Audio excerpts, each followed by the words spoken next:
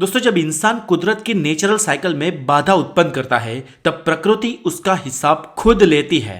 इसे हमने हमारे लास्ट वीडियो में भी देखा था और ये इकोलॉजी का सिद्धांत है। और दोस्तों, ऐसी ही एक भूल चीन ने आज से 60 साल पहले की थी। तो दोस्तों, मैं हूं हितेश गिरी गोसाई, आप है द नॉलेज के साथ, और आज हम जानेंगे कि प्रकृति में हस्तक्षेप करने के क्या परिणाम हो सकते हैं। बात है सन 1958 से भी पहले की, जब ब्रिटेन विश्व महासत्ता हुआ करता था और अमेरिका एक नई महाशक्ति के रूप में उभर रहा था। उस वक्त चीन छान युग में जी रहा था और तब एक इंसान ने चीन को इस छान युग से निकालकर रॉकेट युग में ले जाने का संकल्प लिया। इस शख्स का नाम था माओ जेडोंग, जो People's Republic of China party का फाउंडर था। सन 1958 में चीन भी भारत की तरह ही एक कृषि प्रधान देश हुआ करता था और इसी बीच माओ जेडोंग ने एक सपना देखा। सपना ये साधा कि कुछ 15 साल के ही भीतर वो चीन को इतना आगे ले जाएंगे कि चाइना अमेरिका की इकोनॉमी को पछाड़ देगा और अगर सब कुछ सही साट रहा तो चीन ब्रिटिश इकोनॉमी को भी पीछे छोड़ देगा। और इस काम को अंजाम देने के लिए बकायदा एक प्लान बनाया गया जिसे कहा गया द ग्रेट लीप फॉरवर्ड।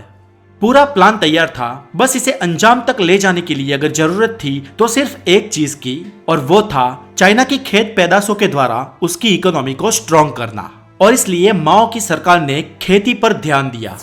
लेकिन यहाँ पर कहानी में ट्विस्ट आता है दोस्तों।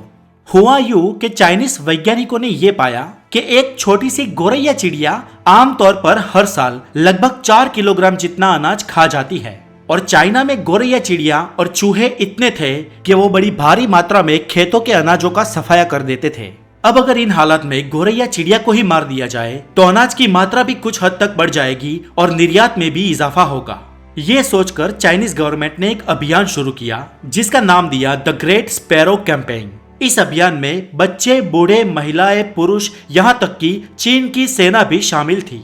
सबको कह दिया गया कि गोरैया चिड़िया को मारो और कुछ पैसे ले जाओ। गोरैया चिड़िया और चूहों की चाइना में कोई जरूरत नहीं है, उन्हें मारो और देश को बचाओ। और इस तरह इस अभियान को युद्ध के धोरण पे लागू किया गया। लोगों को ऐसा लगने लगा कि वो गोरैया को मारकर अच्छा काम कर रहे हैं। यहाँ तक कि सार्वजनिक जगहों पर गोरैया को मारने की ट्रेनिंग भी दी जाने लगी। लोग घंटों तक गोरैया चिड़िया के पीछे ढोल नगारे बजा के उसका पीछा करते और जब वो थक जाती, गिर जाती या कहीं पर बैठ जाती तो हो सके उतनी ज्यादा मात्रा में इस चिड़िया को मार दिया जाता। इतना ही नहीं, गोरैया को मारने के साथ उसके घोंसलों को भी नष्ट कर दिया गया, उनके अंडों को भी तोड़ दिया गया। और अभियान इतना जोरों शोरों से चलने लगा कि पहले ही दिन करीब 3 लाख से भी ज्यादा चिड़िया को खत्म कर दिया गया। जो जितनी ज्यादा गोरैया चिड़िया को मारता उसे उतना ही बड़ा इनाम दिया जाता था। स्कूल या कॉलेज में भी सबसे ज्यादा गोरैया को मारने वाले को मेडल्स मिलते थे। और दोस्तों, इसका परिणाम यह हुआ कि महज 2 साल के भीतर गोरैया चिड़िया चाइना से नामशेष हो गई। इंसान ने प्रकृति में बड़ा छेद कर दिया था। अब बारी थी प्रकृति के पलटवार की। और इकोलॉजी का सिद्धांत कहता है कि प्रकृति पलटवार जरूर करती है। दरअसल दोस्तों, बात यह है कि ये गोरैया चिड़िया ना सिर्फ धान के दाने और अनाज ही खाती थी, बल्कि ये कीड़े मकोड़े, कुछ कीटक और पतंगों को भी खाती थी और बहुत मात्रा में खाती थी। अब गोरैया चिड़िया का सफाया हो जाने की वजह से इस कीटकों की तादाद बेफाम बढ़ने लगी।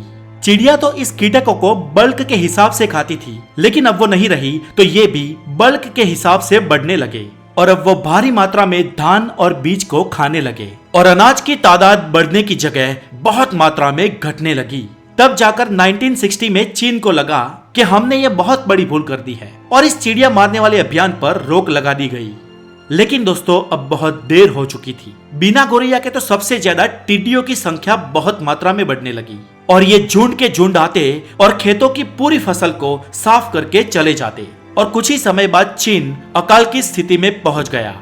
चाइनीज पॉपुलेशन उस वक्त भी 66 करोड़ के पार थी और खाने की इतनी भारी तंगी पड़ी कि लोग भूखे मरने लगे। लोगों को खाने के लिए राशन न मिलता और इस अकाल के कारण करोड़ों लोग तरस तरस के मरने लगे। 1958 से लेकर 1960 तक करीब 3 करोड़ से भी ज्यादा लोग मर गए और इसे पूरी दुनिया में द ग्रेट चाइनीज फैमिन के नाम से जाना जाता है। फिर बाद में देर से ही सही, लेकिन चाइना को अपनी गलती का एहसास हुआ और उसने रशिया से कुछ गोरैया चिड़िया को चाइना मंगवाया। दोस्तों, ये वास्तव में एक भयंकर इंसानों के द्वारा की गई गलती थी जिसने प्रकृति में हस्तक्षेप किया और प्रकृति ने उसका जवाब दिया। क्योंकि प्रकृति की हर एक वस्तु एक दूसरे में ओवरलैप है। हर एक जीव, हर एक चीज एक दूसरे पे कम या ज्यादा मात्रा में ही सही, लेकिन जुड़ी हुई है, बुनी हुई है। और अगर किसी तरह प्रकृति में हस्तक्षेप होता है तो प्रकृति अपना हिसाब खुद लेती है और इसे कहते हैं इकोलॉजी का प्रत्याघात। दोस्तों, इसके ऊपर मैंने पहले भी एक डिटेल में वीडियो बनाई है जिसका लिंक नीचे डिस्क्रिप्शन में दिया हुआ है, आप उसमें जाके जरूर देखें। और अगर आप नए हैं तो द नॉलेज को जरूर सब्सक्राइब करें। अपना बहुत सारा ध्यान रखें। Take care.